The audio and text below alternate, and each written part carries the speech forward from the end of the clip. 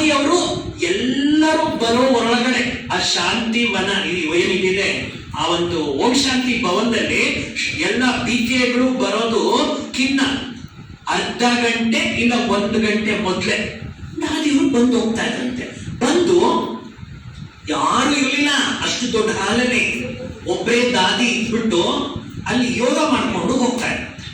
ಯಾರೋ ಕೇಳಿದ್ರಂತೆ, ದಾದಿ ನೀವು ಎಲ್ಲರೂ ಬರೋಕ್ ಮೊದಲೇ ಬರ್ತೀರಾ, ಎಲ್ಲರೂ ಬಂದ್ಮೇಲೆ ನೀವು ಹೊಟ್ಟೋಗ್ತೀರಾ, ಏನಕ್ಕೆ ನೀವು ಬರ್ತೀರೋ ಅಂತ ಕೇಳಿದ್ರಂತೆ. ಆಗ ದಾದಿ ಹೇಳಿದ್ರಂತೆ, ಎಲ್ಲೆಲ್ಲಿಂದಾನು ಜಗತ್ತಿನ ಮೂಲೆ ಮೂಲೆಗಳಿಂದ ಬಾಬನ್ ಮಕ್ಕಳು ವರ್ಷದವರೆಗೂ ಮಧುಬನದ ಟಿಕೆಟ್ಗಾಗಿ ದುಡ್ಡನ್ನು ಸರಿ ಮಾಡಿಕೊಂಡು ಬೇರೆ ಬೇರೆ ರೀತಿಯ ಎಲ್ಲ ಬಂಧನಗಳನ್ನ ಪಕ್ಕಕ್ಕೆ ಇಟ್ಬಿಟ್ಟು ಈ ಮಹಾಯಜ್ಞಕ್ಕೆ ಬರ್ತಾರೆ, ಬಾಬನ ಮನೆಗೆ ಬರ್ತಾರೆ. ಅವ್ರಿಗೆಲ್ಲ ಅನುಭವ ಆಗ್ಬೇಕು. ಆ ಅನುಭವ ಮಾಡ್ಲಿಕ್ಕೆ ನಾನು ಇಲ್ಲಿ ಆತ್ಮಗಳನ್ನೆಲ್ಲ ಇಮರ್ಜ್ ಮಾಡಿಕೊಂಡು ಬಾಬನ ಶಕ್ತಿಯನ್ನು ಅವರಿಗೆ ಪೂರ್ತಿಯಾಗಿ ಧಾರೆ ಎರೆದು ಅವರೆಲ್ಲ ಆತ್ಮಗಳಿಗೂ ಬಾಬನ ಆ ಅಲೌಕಿಕ ಪ್ರೀತಿ ಅನುಭವ ಆಗಬೇಕು ಅಂತ ನಾನು ಮೊದಲೇ ಬಂದು ಆ ವೈಬ್ರೇಷನ್ ತುಂಬಿಸ್ಬಿಟ್ಟು ಹೋಗ್ತೀನಿ ಅಂತಾರಂತೆ. ಚಪ್ಪಾಳೆ ತಟ್ಟಿ. ಏನಕ್ಕೆ ಮಧುಬಂಧಲ್ಲಿ ಹೋದ ತಕ್ಷಣನೇ ಬಾಬನ್ ರೂಮ್ ಆಕರ್ಷಣೆ ಆಗೋದು ನಮಗೆ?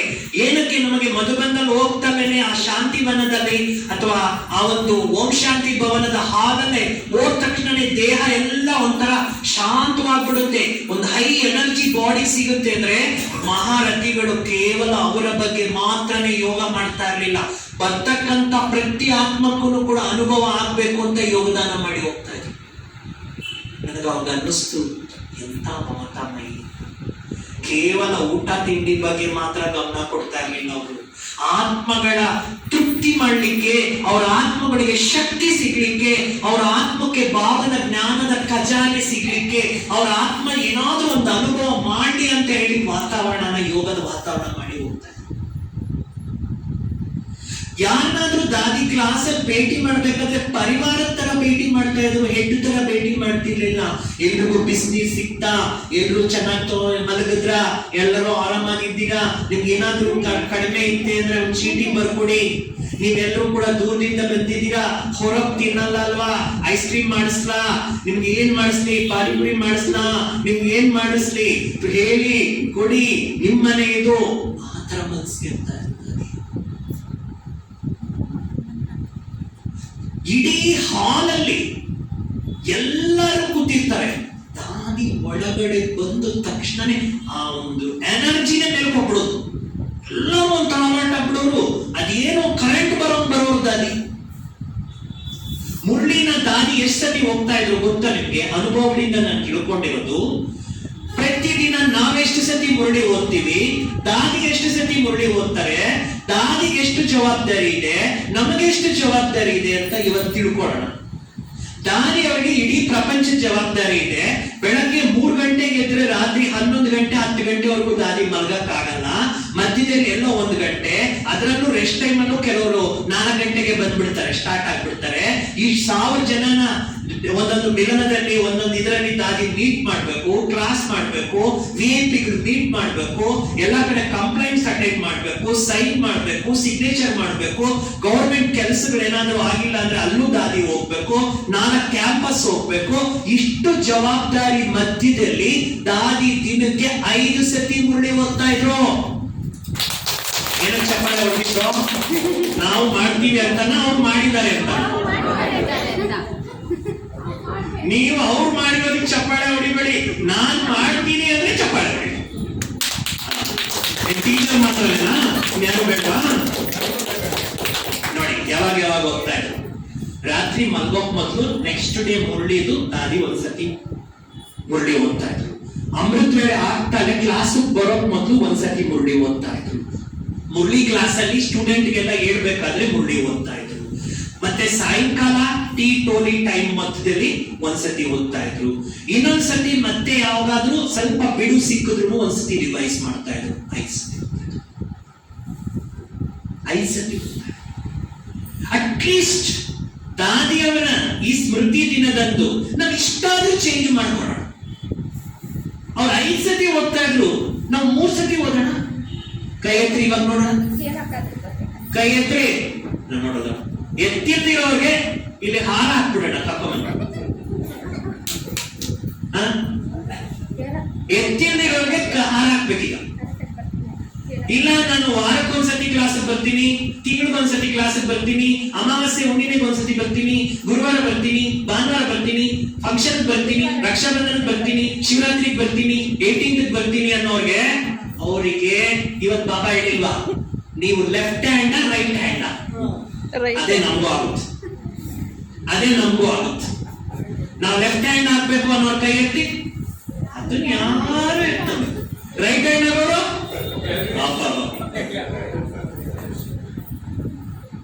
ಮುರುಳಿಗೆ ವ್ಯಾಲ್ಯೂ ಕೊಟ್ಟಿಲ್ಲ ಅಂದ್ರೆ ಇವತ್ತು ದಾದಿ ಆಗ್ತಾ ಇರಲಿಲ್ಲ.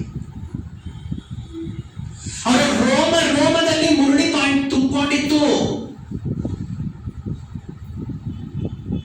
ಮುರುಳಿ ಬ್ಲಡ್, ಆತ್ಮಕ್ಕೆ ಬ್ಲಡ್. ಅದು ದೇಹದಲ್ಲಿ ಬ್ಲಡ್ ಇಲ್ಲ ಅಂದ್ರೆ ಸತ್ತೋಗ್ತಾರೆ, ವೀಕ್ ಆಗ್ತಾರೆ, ಶಕ್ತಿಹೀನ ಆಗ್ತಾರೆ, ನಿರ್ಬಲ ಆಗ್ತಾರೆ. ಆತ್ಮ ಮುರುಳಿ ಇಲ್ಲ ಅಂದ್ರೆ ಹೆಂಗ್ ಬದುಕ್ಬೇಕು ಹೇಳ್ರಿ? ಒಂದ್ಸತಿ ಬಂದು ಕ್ಲಾಸ್ ಅಲ್ಲಿ ನಿದ್ದೆ ಮಾಡ್ಕೊಂಡು ಸೌಂಡ್ ಬಂದ್ರೆ ಅಲ್ಲಿ ಇಲ್ಲಿ ನೋಡ್ಕೊಂಡು ಮೊಬೈಲ್ ಬಂದ್ರೆ ಓಡೋಗೋದು ಎತ್ಕೊಂಡು ಆತರ ಮಾಡಿದ್ರೆ ಅದು ಮುರುಳಿ ಕೇಳಿದಾಗ ಖಂಡಿತ 5 ಸತಿ ಕೇಳ್ಬೇಕು. ಓಕೆ, 3 ಸತಿ ಲಕ್ಷ್ಯ ಇಟ್ಕೋಬೇಕು. ರಾತ್ರಿ ಮಲಗೋಕ್ ಮೊದ್ಲು ಈಗೇನೆ ಯಾರಿಗೂ ಮುರುಳಿ ಬೇಕು ಅಂತಿಲ್ಲ, ಎಲ್ಲರಿಗೂ ಬಂದಿರುತ್ತೆ ಮುರುಳಿ. ಹಿಂದಿನ ದಿನನೇ ರಾತ್ರಿ ಬಂದ್ಬಿಟ್ಟಿರುತ್ತೆ. ರಾತ್ರಿ ಮಲಗೋಕ್ ಮೊದ್ಲು ಮುರುಳಿ ಓದ್ರಿ, ನಾಳೆ ಬೆಳಗ್ಗೆ ಮುರುಳಿ ರಾತ್ರಿ ಓದ್ರಿ, ಅಮೃತ ಬೇಳೆ ಆದ್ಮೇಲೆ ಮುರುಳಿ ಓದ್ರಿ, ಕ್ಲಾಸ್ ಅಲ್ಲಿ ಬಂದ್ ಮುರುಳಿ ಕೇಳ್ರಿ.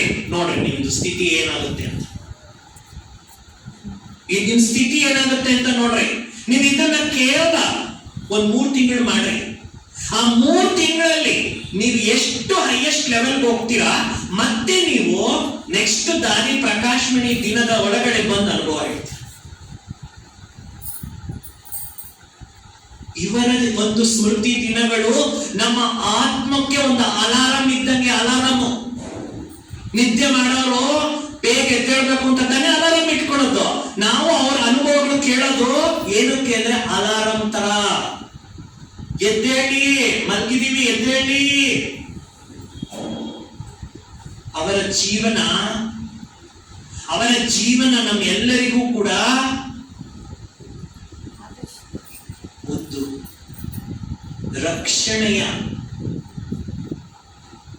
ಕವಚ ಇರ್ತದೆ. ಮಾಯೆಗೆ ರಕ್ಷಣಾ ಕವಚ ಏನು ಅಂದ್ರೆ ದಾದಿಗಳ ಲೈಫ್.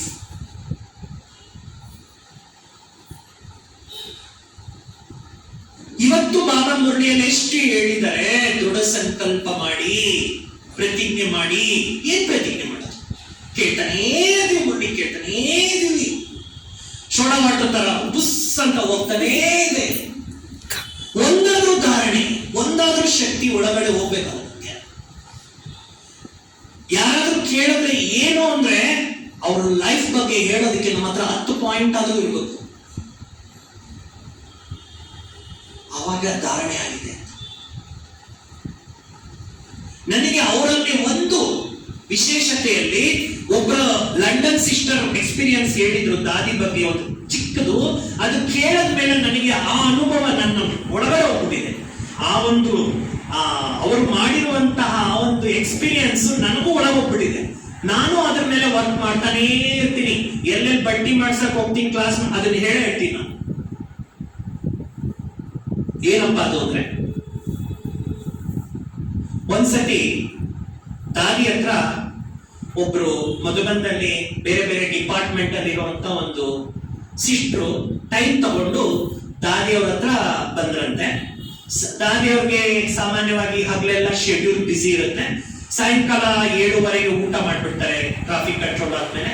8:30, 9 ಗಂಟೆವರೆಗೂ ಹಾಗೆ ಸ್ವಲ್ಪ ಪಾರ್ಕ್ ಅಲ್ಲಿ ವಾಕಿಂಗ್ ಮಾಡಿಸ್ತಾರೆ ದಾದಿಗೆ.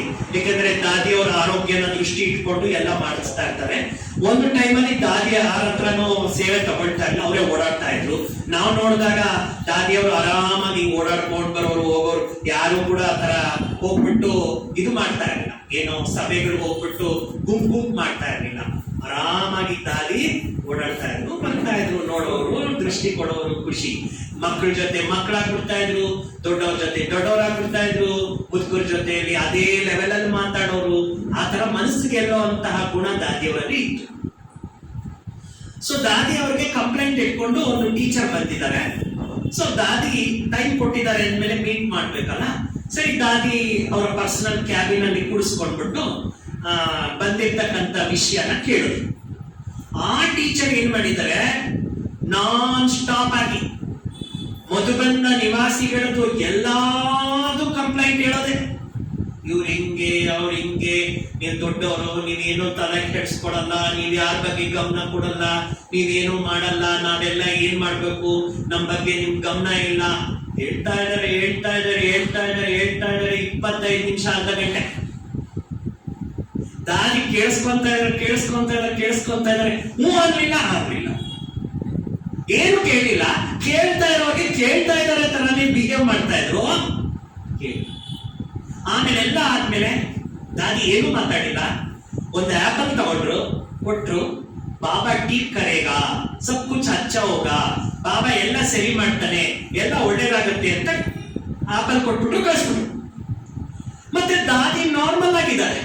ಏನು ದಾದಿ ತಲೆ ಒಂಚೂರು ಹೋಗಿಲ್ಲ ಯಾರ್ದು ಏನ್ ಕಥೆಗಳು. ಅಲ್ಲಿ ಇದ್ರಲ್ಲ ಶಿಷ್ಟರು, ಅವ್ರಿದ್ಬಿಟ್ಟು ದಾದಿ ಏನ್ ದಾದಿ, ಆ ಅಮ್ಮ ಅಷ್ಟೊಂದು ಕತೆ ಹೇಳ್ತಾ ಇದ್ರು, ನಿಮ್ಗೆ ಏನು ಒಂದು ಚೂರು ಕೂಡ ನಿಮ್ಗೆ ಇದಾಗ್ಲಿಲ್ವಾ, ಫೀಲ್ ಆಗ್ಲಿಲ್ವಾ? ನನ್ ತಲೆನೇ ಕೆಟ್ಟೋಯ್ತು, ನನ್ಗೆ ತಲೆ ಭಾರ ಆಗ್ಬಿಟ್ಟಿದೆ, ನಿಮ್ಗೆ ಏನಾಗ್ಲಿಲ್ವಾ ಅಂತ ಕೇಳಿದ್ರು. ದಾದಿ ಏನ್ ಹೇಳಿದ್ರು ಗೊತ್ತಾ? ಏ ಹುಚ್ಚಿ, ನಾನು ಈ ಲೋಕದಲ್ಲಿ ಇದ್ರೆ ತಾನೆ ನನಗೆ ಕೇಳಿಸ್ತಾ ಇದ್ದಿದ್ದು. ಆ ಅಮ್ಮ ಯಾವಾಗ ಬೇರೆಯವರ ಅವಗುಣಗಳ ಕಥೆಗಳನ್ನ ವರ್ಣನೆ ಮಾಡಕ್ಕೆ ಸ್ಟಾರ್ಟ್ ಮಾಡುತ್ತೋ, ನಾನು ಇಮಿಡಿಯೇಟ್ ಆಗಿ ನಾನು ಪರಂಧಾಮದಲ್ಲಿ ಬಿಂದುವಾಗಿ ಬಾಬನ ಹತ್ರ ಕೂತ್ಕೊಂಡ್ಬಿಟ್ಟು, ಬಾಬಾ ಈ ಆತ್ಮಕ್ಕೆ ಏನ್ ಬೇಕು, ನಿನ್ನಿಂದ ಏನ್ ಸಿಗ್ಬೇಕು, ಈ ಆತ್ಮಕ್ಕೆ ಏನ್ ಕೊಡ್ತೀಯೋ, ಈ ಆತ್ಮನ ಮನಸ್ಸು ಶಾಂತವಾಗೋದಕ್ಕೆ ನೀನ್ ಏನ್ ಕಮಾಲ್ ಮಾಡ್ತೀಯೋ ಮಾಡ್ತಾ ಇದ್ಯಾ. ನಿನ್ನ ಮಡಿಲಲ್ಲಿ ಅರ್ಧ ಗಂಟೆ ಇರುವಂತ ಆನಂದ ನನಗೆ ಸಿಕ್ಕಿದೆ ಅಂತ ನಾನು ಕಂಪ್ಲೀಟ್ ಆಗಿ ಅಲ್ಲಿ ಹೋಗ್ಬಿಟ್ಟಿದೀನಿ. ಆ ಆತ್ಮನ ಅಲ್ಲೇ ಕರ್ಕೊಂಡ್ಬಿಟ್ಟು ಬಾಬನ ಹತ್ರ ಶಕ್ತಿ ಕೊಡ್ತಾ ಇದ್ದೀನಿ. ಈ ಸಾಕಾರ ಲೋಕದಲ್ಲಿ ಏನ್ ಡ್ರಾಮಾ ಆಗ್ತೀನಿ ನನಗೆ ಗೊತ್ತೇ ಇಲ್ಲ. ಆ ಅಮ್ಮ ಏನ್ ಹೇಳಿದ್ರು ಅಂತ ನನ್ನ ತಲೆ 1 ಪಾಯಿಂಟ್ ಹೋಗಿಲ್ಲ ಅಂದ್ರು. ಅದು ಜೀವನದಲ್ಲಿ ಅನುಭವದ ಅಮೃತ. ಅದು ಪರಿಸ್ಥಿತಿಯ ಪ್ರಭಾವದಲ್ಲಿ ಬರ್ದೇ ಇರೋದು. ಯಾವುದ್ರ ಪ್ರಭಾವದಲ್ಲಿ ಬರ್ದೇ ಇರೋದು? ಪರಿಸ್ಥಿತಿಯ ಪ್ರಭಾವದಲ್ಲಿ ಬರ್ದೇ ಇರೋದೇ ಯೋಗದ ಪ್ರಯೋಗ.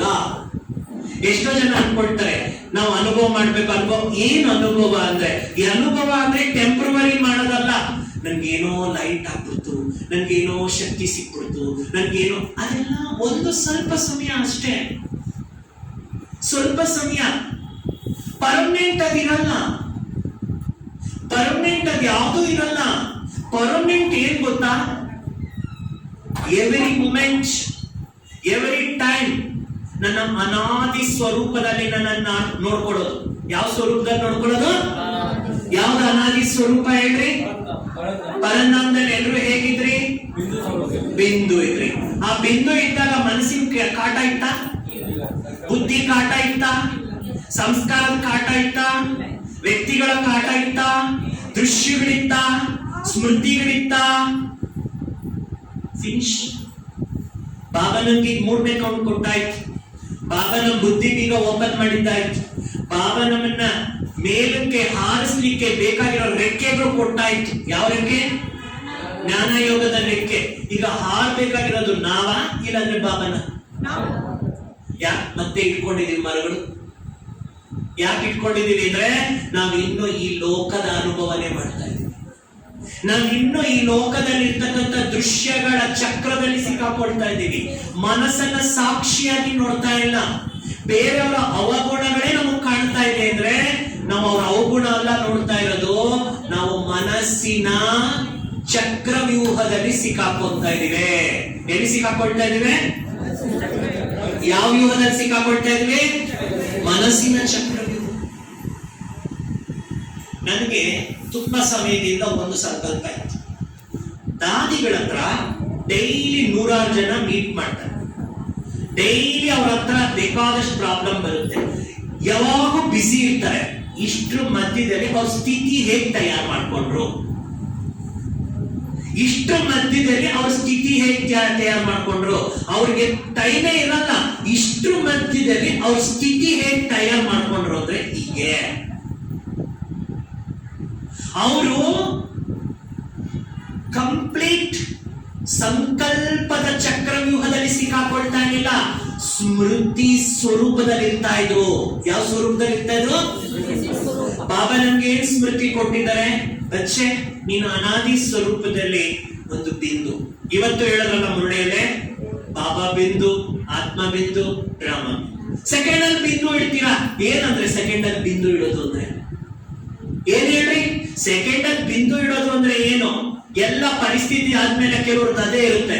ಫಸ್ಟ್ ಪ್ರಾಬ್ಲಮ್ ಬರುತ್ತೆ, ಪ್ರಾಬ್ಲಮ್ ಬಗ್ಗೆ ಎಲ್ಲ ಮಾತಾಡ್ಬಿಡೋದು, ಅಳೋದು, ನೋವು ಮಾಡ್ಕೊಡೋದು, ಟೆನ್ಷನ್ ಕೊಡೋದು, ಹೋಗ್ಲಿ ಬಿಡ್ರಿ ಬಿಂದು ಹಾಕೋಣ ಅಂತ ಆಮೇಲೆ ಬಿಂದು ಇಡೋದು.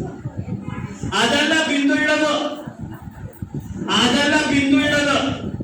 ಬಿಂದು ಇಡೋದು ಅಂದ್ರೆ ಆ ಸಮಸ್ಯೆ ಬಂದಾಗ ಆ ಸಮಸ್ಯೆ ವೈಬ್ರೇಷನ್ ನನ್ನ ಮೇಲೆ ಬೀಳ್ತಿರೋ ಹಾಗೆ ಇಮಿಡಿಯೇಟ್ ಆಗಿ ಸಂಕಲ್ಪಕ್ಕೂ ಶಕ್ತಿ ಕೊಡಬಾರ್ದು. ಫಾರ್ ಎಕ್ಸಾಂಪಲ್ ಸಿಂಪಲ್, ಯಾರೋ ಬಂದ್ಬಿಟ್ಟು ನನಗೆ ಹೇಳೋದು ಅನ್ಕೊಳ್ಳಿ, ಒಂದು ಉದಾಹರಣೆ, ಮಂಜು ಬಾಯ್ ನಿಮ್ಗೊಂದು ಮಾತು ಹೇಳ, ನಾರಾಯಣ್ ಬಾಯಿ ನಿಮ್ ಬಗ್ಗೆ ಏನೋ ಈ ತರ ಹೇಳಿದ್ದಾರೆ ಅಂತ ಹೇಳೋದು ಅನ್ಕೊಳ್ಳಿ. ಆಗ ಇಮಿಡಿಯೇಟ್ ಆಗಿ ಏನ್ ಹೇಳೋದು ಅಂತ ಹೇಳೋದು ಅನ್ಕೊಳ್ಳಿ. ಅವ್ರು ನನ್ ಬಗ್ಗೆ ಏನೋ ಹೇಳಿರೋದು ನನಗೆ ಹೇಳಿಅಂತ ಅನ್ಕೊಳ್ಳಿ. ಆಗ ನಾನು ಟಕ್ ಟಕ್ ಟಕ್ ಟಕ್ ಟಕ್ ಟಕ್ ಟಕ್ ಟಕ್ ಟಕ್ ಅಂತ ನನಗೆ ಒಂದೊಂದು ತರ ಚಕ್ರವ್ಯೂಹ ತರ ಬಂದ್ಬಿಡುತ್ತೆ ಆಲೋಚನೆ. ಬಂದು ನನ್ನ ಸ್ಟುಡಿಯೋಲ್ ಸಿಕ್ಕಾಕೊಂಡ್ಬಿಡ್ತೀನಿ. ಇವ್ರ ಬಗ್ಗೆ ದೃಷ್ಟಿಕೋನ ಚೇಂಜ್ ಮಾಡ್ಕೊಂಡ್ಬಿಡ್ತೀನಿ. ನಾನು ಯಾರು ಅನ್ನೋದೇ ಮರ್ತೋಗ್ಬಿಡ್ತೀನಿ. ಅಂದ್ರೆ ಪರಿಸ್ಥಿತಿ ಪ್ರಭಾವ ನನ್ನ ಮೇಲೆ ಬೀಳ್ತಾ ಇದೆ, ನಾನು ಚೇಂಜ್ ಆಗಿಲ್ಲ. ಇಷ್ಟು ವರ್ಷ ಜ್ಞಾನ ಕೇಳಿರೋದೇನು, ಇಷ್ಟು ವರ್ಷ ಯೋಗ ಮಾಡಿರೋದೇನು, ಇಷ್ಟು ವರ್ಷ ಸ್ವಮಾನ ತಿಳ್ಕೊಂಡಿರೋದೇನೆಲ್ಲ ಹೋಯ್ತು. ಆ ಮೂಮೆಂಟ್ ಅಲ್ಲಿ ನನಗನ್ನಿಸ್ಬೇಕು, ನನ್ನ ಬಗ್ಗೆ ಹೇಳಿದ್ದಾರೆ ಅಂತ ನಾನು ಆ ಸಂಕಲ್ಪದ ಬಟ್ಟೆ ಹಾಕೊಳ್ಳೋದ್ರು ಕೂಡ ಫೇಲ್. ಚೆನ್ನಾಗಿ ತಿಳ್ಕೊಳ್ಳೆಲ್ರು. ಆತ್ಮ, ಎಲ್ಲರೂ ಕೇಳಿಸ್ಕೊಳ್ಳಿ, ಸೂಕ್ಷ್ಮವಾದಂತ ಮಾತು. ಆತ್ಮ ದೇಹ ಅನ್ನೋ ಬಟ್ಟೆ ಮಾತ್ರ ಹಾಕೊಂಡಿದೆ ಅನ್ಕೋಬೇಡಿ. ಸಂಕಲ್ಪಗಳು ಆತ್ಮಕ್ಕೆ ಬಟ್ಟೆನೇ. ನೀವು ಎಂತ ಸಂಕಲ್ಪಕ್ಕೆ ಒಂದು ಚೂರು ನೀವು ಪವರ್ ಕೊಡ್ತೀರಾ, ಅಲ್ಲಿ ಆ ಸಂಕಲ್ಪಗಳು ಒಂದಕ್ಕೊಂದು ವ್ಯೂಹ ರಚನೆ ಮಾಡ್ಬಿಡುತ್ತೆ. ಅಭಿಮನ್ಯು ತರ ನಾವು ಕೂಡ ಸತ್ತೋಗ್ಬೇಕಾಗುತ್ತೆ. ಚಕ್ರವ್ಯೂಹದಲ್ಲಿ ಸಿಕ್ಕಾಕೊಳ್ಳೋದು ಈಸಿ. ಹಾಗಾದ್ರೆ ಹೆಂಗೆ? ಆ ಟೈಮಲ್ಲಿ ಏನ್ ಮಾಡ್ಬೇಕು ಅಂತ ನೀವು ಅನ್ಕೋಬಹುದು. ಸಿಂಪಲ್. ಆ ಟೈಮಲ್ಲಿ ನಮ್ ದಾದಿ ಜಾನಕಿಜಿ ಯಾವಾಗ ಹೇಳೋದು ನನಗೆ ಚೆನ್ನಾಗಿ ನೆನಪಿದೆ. ಅವ್ರು ಒಂದೇ ಇಟ್ಕೊಂಡಿದ್ದು ಲಾಸ್ಟ್ ಸಮಯದವರೆಗೂ, ಅಷ್ಟು ಮುಪ್ಪಿನ ವಯಸ್ಸಿನಲ್ಲಿ ಅವರು ಪುರುಷಾರ್ಥದ ಲಾಸ್ಟ್ ಸ್ಟೇಜ್ ಅಲ್ಲಿ ಹೇಳ್ತಾ ಇದ್ದಿದ್ದೆ ಮೂರೇ, ಮೇ ಕೌನ್ ಮೇರಾ ಕೌನ್ ಅಭಿ ಮುಜೆ ಕ್ಯಾ ಕರ್ನಾ ಹೈ. ನಾನು ಯಾರು, ನನ್ನವ್ನು ಯಾರು, ನನಗೇನ್ ಮಾಡ್ಬೇಕು. ನನಗೆ ತುಂಬಾ ಇಷ್ಟ ಅದು. ಆ ಸಮಯದಲ್ಲಿ, ಅಂತ ಪ್ರಾಬ್ಲಮ್ ಸಮಯದಲ್ಲಿ ಯಾರಾದ್ರೂ ನನ್ಗೆ ನೆಗೆಟಿವ್ ಹೇಳಕ್ ಬಂದಾಗ ಕೇಳಿಸ್ಕೊಳ್ತಾ ಇರ್ತೀವಿ. ಆದ್ರೆ ಕಂಪ್ಲೀಟ್ ಒಳಗಡೆ ನಡೀತಾ ಇರ್ಬೇಕು. ಮೂರನೇ ಕಣ್ ತೆಗೆದ್ಬಿಟ್ಟು ಡ್ರಾಮಾನಲ್ಲಿ ನನ್ ಪಾರ್ಟ್ ನೋಡ್ತಾ ಇರ್ಬೇಕು. ಮೇಘಾನ್, ನೀನು ಬಿಂದು ಆತ್ಮ, ಬಿಂದು ಬಾಬನ್ ಜೊತೆಯಲ್ಲಿ ಲೈಟ್ ಆಗಿ ಕೂತಿದ್ದೀನಿ. ಯಾವ ಆತ್ಮ ನನ್ನ ಬಗ್ಗೆ ನೆಗೆಟಿವ್ ಹೇಳ್ತಾ ಇದ್ದಾರೆ, ನೆಗೆಟಿವ್ ಮಾಡಿದರೆ, ಆ ಆತ್ಮನ ಪರಂಧಾಮದಲ್ಲಿ ಬಾಬನ್ ಜೊತೆ ಕೂಡಿಸಿದ್ದೀನಿ. ನಾನು ನಿಸ್ಸಂಕಲ್ಪ ಆತ್ಮ, ನಾನು ನಿರ್ವ್ಯರ್ಥ ಆತ್ಮ, ನಾನು ನಿಶ್ಚಿಂತ ಆತ್ಮ, ನಾನು ಪ್ಯೂರ್ ಆತ್ಮ.